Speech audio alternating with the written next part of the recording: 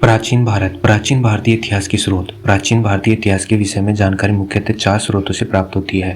पहला, धर्म ग्रंथ। दूसरा, ऐतिहासिक ग्रंथ। तीसरा, विदेशियों का विवरण। व चौथा, पुरातत्व संबंधित साक्ष्य।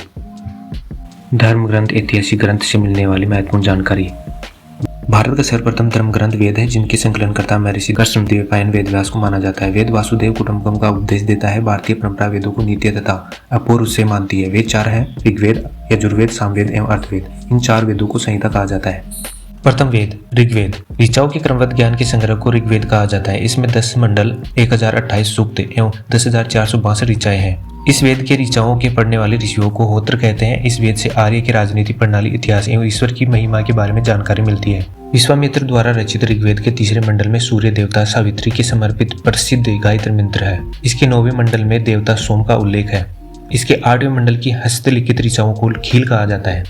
ऋग्वेद का सबसे बड़ा 10वां मंडल है। इसमें नदी स्तुति सूक्त, नदियों की प्रशंसा, पुरुष सूक्त, वैदिक सामाज्य शास्त्र, नास्तीय सूक्त, ब्रह्मांड के सर्जन से संबंधित विभिन्न अनुमान, सूर्य सूक्त, विवाह श्लोक आदि से सम्मिलित है। चातुर्वर्णीय समाज की कल्पना का आदि स्रोत ऋग्वेद के 10वें मंडल में वर्णित पुरुष सूक्त है, जिसके अनुसार 4 वर्ण ब्राह्मण, क्षत्रिय, वैश्य तथा शूद्र आदि पुरुष ब्रह्मा के कर्म से मुख, भुजाओं, जंघाओं और चरणों से उत्पन्न हुए। धर्म सूत्र 4 प्रमुख जातियों की स्थितियों, व्यवसायों, दायित्वों, कर्तव्यों तथा विशेष अधिकारियों में स्पष्ट विभेद करता है। ऋग्वेद के कई परिच्छेदों में प्रयुक्त अधन्य, जिसका वध नहीं किया जा सकता, शब्द का संबंध गाय से है। ऋग्वेद में ब्रह्म का उल्लेख तो है, किंतु आत्मा का नहीं। वामन अवतार के 3 पगों के आख्यान का प्राचीन स्रोत ऋग्वेद है। वामन अवतार भगवान श्री हरि के पहले ऐसे अवतार थे जो मानव रूप में प्रकट हुए थे। उनके पिता कश्यप ऋषि एवं माता अदिति थी। वे बोने ब्राह्मण के रूप में जन्मे थे। भागवत पुराण के अनुसार वामन अवतार का उद्देश्य भगवान विष्णु द्वारा इंद्र को पुनः स्वर्गलोक पर अधिकार दिलाना था। वामन भगवान को दक्षिण भारत में उपेंद्र के नाम से जाना जाता था। ऋग्वेद में इंद्र के लिए 250 तथा अग्नि के लिए 200 ऋचाओं की रचना की गई है। प्राचीन इतिहास के साधन के रूप में वैदिक साहित्य में ऋग्वेद के बाद शतपथ ब्राह्मण का स्थान है।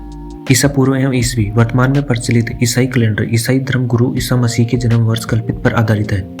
ईसा मसीह के जन्म के पहले के समय को ईसा पूर्व कहा जाता है। ईसा पूर्व में वर्षों की गिनती उल्टी दिशा में होती है, जिसे महात्मा बुद्ध का जन्म 563 ईसा पूर्व में एवं मृत्यु 483 ईसा पूर्व में हुई।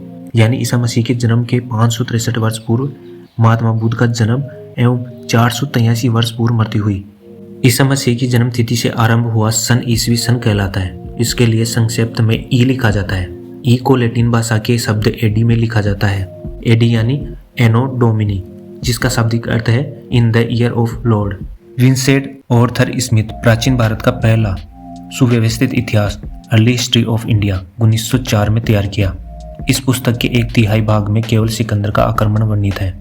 इसमें भारत को स्वेच्छाचारी शासन वाला देश कहा गया है, जिसे ब्रिटिश शासन की स्थापना से पहले कभी राजनीति एकता का अनुभव नहीं हुआ था। उन्होंने लिखा है, वस्तुतः भारतीय इतिहासकारों का सारोकार शासन के एकमात्र स्वरूप तानाशाही से ही है।